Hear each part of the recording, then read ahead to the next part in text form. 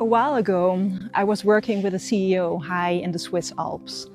No phone reception, no meeting rooms, no deadlines, just the sound of wind and rocks. At one point, my client turned to me and said, "I finally understand what it means to lead with clarity." And that moment stayed with me because it wasn't about the mountain. It was about presence, awareness, and space to think again. I've spent years supporting leaders navigating complexity in hospitals, international organizations, and global teams. And I've also spent years climbing high-altitude mountains, from the Alps to the Himalayas and the Andes. And somewhere along the way, I realized those two worlds, leadership and mountaineering, that they are deeply connected. Both demand focus, both test your resilience, and both reveal who you really are when things get difficult. Think about it.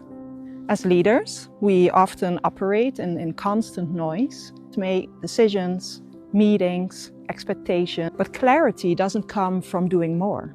It comes from slowing down, stepping outside the noise, and reconnecting with what truly matters. In neuroscience, we know that when you step into nature, our prefrontal cortex, the part responsible for focus and decision-making, actually rests. Your brain shifts from problem-solving mode into a state that allows insight and creativity to surface. That's why so many leaders tell me, "I suddenly see the bigger picture again." Now, the mountain doesn't care about your busy daily life. It really doesn't care how busy you are.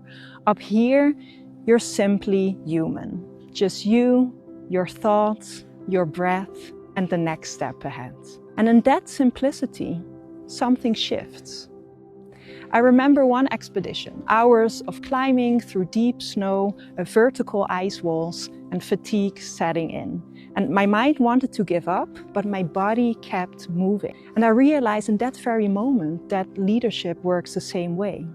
And you don't always need all the answers, but you need the resilience to take one more step, to pause, to breathe, to choose your direction intentionally. So I invite you to reflect for a moment.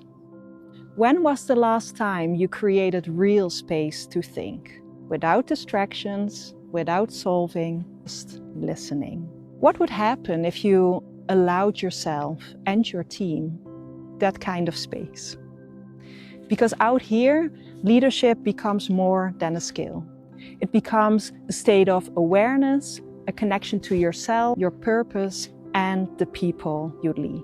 This is why I founded Leadership Coaching Outdoors, to guide leaders like you who see clarity, balance amid competing demands, and one who wants to create a positive impact, to experience real leadership and not just to talk about it. My work combines neuroscience, coaching, and the power of nature to help leaders like you restore your energy, reconnect with your purpose, and make decisions with calm confidence. If this message resonates with you, if you feel that call for space and clarity, I'd love for you to join me here. Subscribe to my channel and walk this path with me.